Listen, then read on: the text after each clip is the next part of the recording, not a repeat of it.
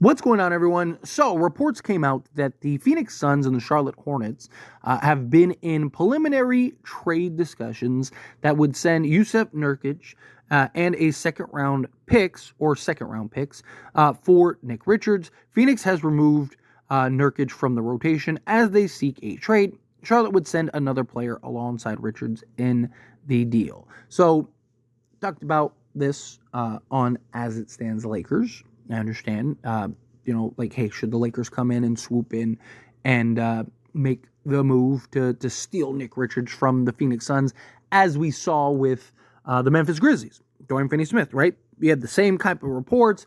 Looked like Dorian Finney-Smith was headed to the Memphis Grizzlies, and then boom, all of a sudden, Lakers ended up swooping in. So talked about that in that video. But what I wanted to do in this one, and kind of go more in depth with Nick Richards, and talk about kind of is Nick Richards even worth swoop? Like, Dorian Finney-Smith was worth it, right?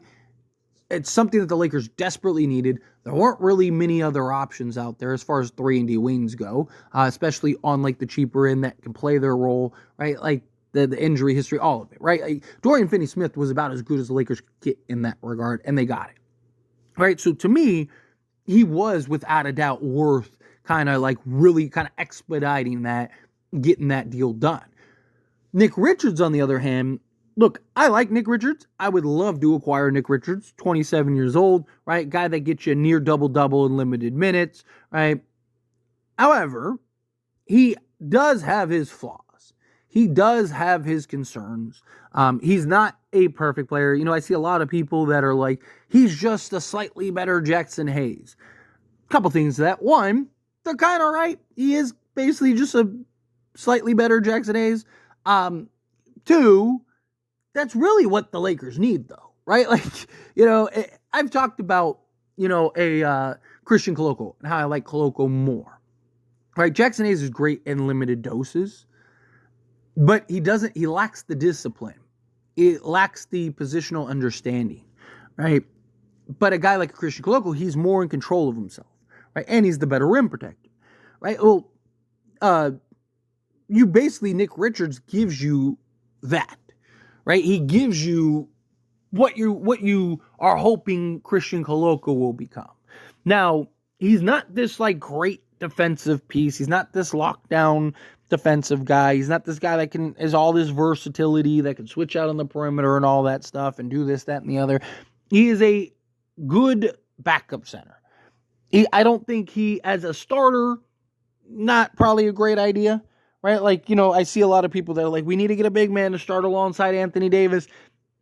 Nick Richards is probably not the guy that you want starting alongside Anthony Davis. Now, I'm not saying that you won't play Nick Richards and AD together, but he's not this complete game changer, right? Like, a guy like a Walker Kessler, there is genuine argument to start alongside Anthony Davis out the game. He's one of the best rim protectors in the league.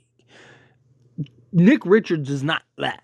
Right, he is a high motor, high energy guy that could go get you the rebound. Again, he's a better disciplined, upgraded version of Jackson Hayes, which is again what the Lakers is not a bad thing, right? I don't want it to sound like that's a bad thing. Like, I see a lot of people that are like, he's just a better Jackson Hayes. Like, it's like, that's good, right? That's what the Lakers need. The Lakers desperately need a better Jackson Hayes, because the Jackson Hayes we have right now is not good enough as your second option, at the center spot, but a Nick Richards could be.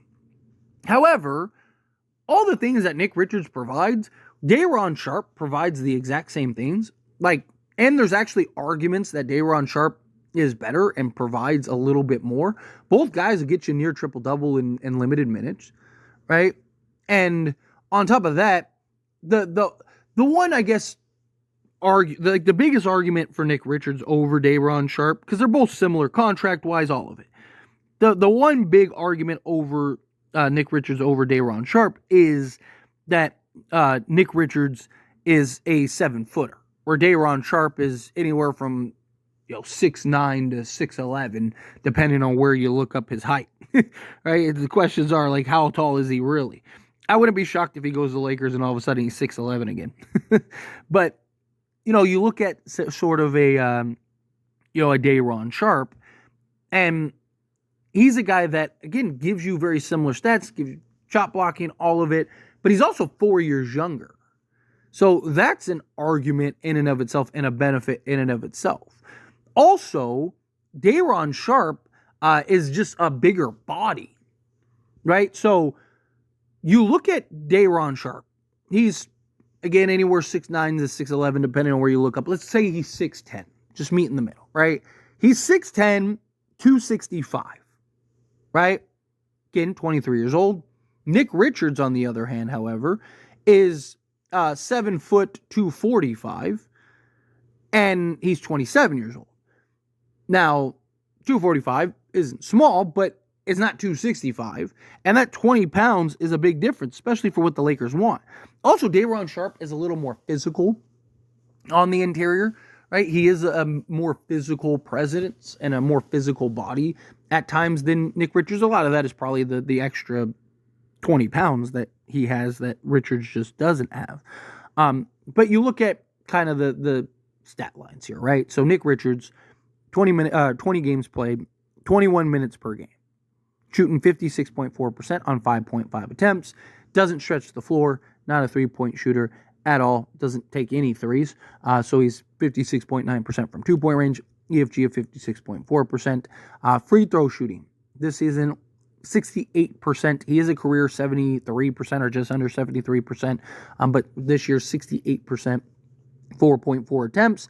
He's averaging 2.4 offensive rebounds, 5.3 defensive rebounds, and 7.7 rebounds total, 1.3 assists, half a steal, 1.3 blocks, 9.2 points, right? So basically 9 points, 7 rebounds, assist, half a steal, and a block and a half per game, right? Let's look at Day'ron Sharpe. Day'ron Sharpe in 16 games, in 16.9 minutes, we'll call it 17 minutes.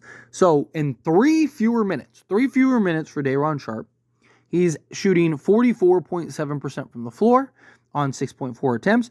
But part of that is Day'ron Sharpe shooting 1.4 threes this season. However, he's shooting 13%.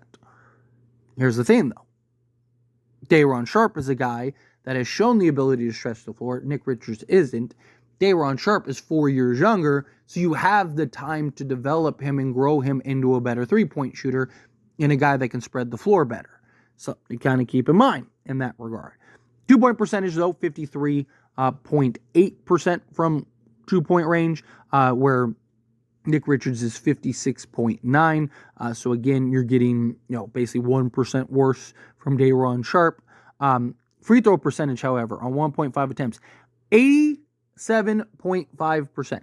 So he's been a better free throw shooter this season than Nick Richards has. 6 rebounds, including 2.6 offensive rebounds. Again, Nick Richards averaged 2.4, so similar offensive rebounds. Nick Richards has 1 more or 1.7 more rebounds than Day'ron Sharpe. But here's the thing. Day'ron Sharpe's also playing 3 fewer minutes. Assist, 1.6 to 1.3. Steals, almost a full steal, 0.8. Blocks is 0.4. So Nick Richards has been a better rim protector, and then 7.3 points. So 7 and 6 guy in 3 fewer minutes. Again, I like Nick Richards, but I don't think it's the end of the world if the Lakers were to miss out on Nick Richards, right? If the Lakers can swoop in and get Nick Richards for, a couple seconds, sure, I'm all for that, right? Like if they could get, I would, if I'm the Lakers, I'd be trying to get, Josh Green. Look, I said this on As It Stands Lakers. If the Lakers could get Josh Green, Cody Martin, and Nick Richards, I'd even give up a first. I understand that that's not the sexy names, and I understand that people look at that and go, oh, like they're all guys, like what are they going to do? Well, you need those kind of guys. You get 2, 6'6", 6'7", in Cody Martin's case, 3-and-D wings. Josh Green is, 24 off the top of my head, right? So he's a guy that you could have for now in the future, play the 2 through 4 on many occasions, right? Give you real hustle, energy, effort, size, athleticism. Basically give you a more experienced Max Christie, right? Which we've seen how good Max Christie's been for the Lakers. And then you also add in, like I mentioned, a 6'6", 6'7", Cody Martin, who can slot in, again, 2 through 4 for you, play defense, defend multiple positions, hit the open three, right? And then also get your backup center, Nick Richards.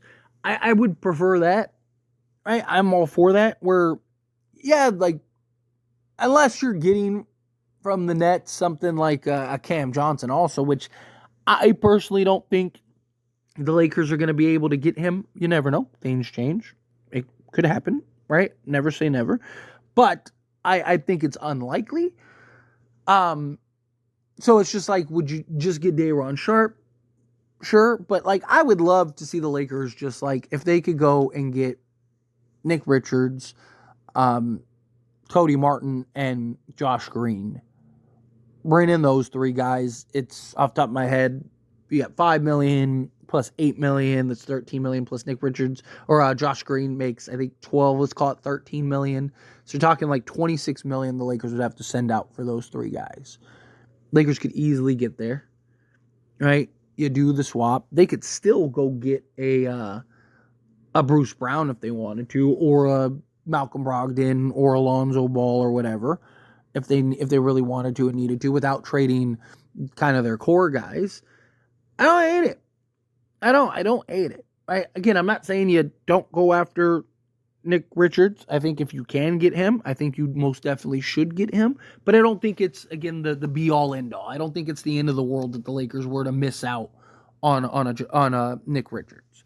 If you can grab him, great. If you can't, it's okay. Lakers will be fine. But anyway, as always, this is a discussion. Pass a question on you. Let me know your thoughts and opinions down in the comments below. What do you think? Phil, what are your thoughts? Do you agree with my points? Disagree with my points? Kind of mixed in the middle? How do you feel? Whatever your thoughts are. I love to hear it, so let me know down in the comments below. That being said, if you haven't liked this video, hit that like button. Helps me a lot. We enjoy these types of videos, and I truly appreciate it. Not subscribe to the channel, hit that subscribe button. Turn on the bell notifications. Appreciate y'all. See you in the next one.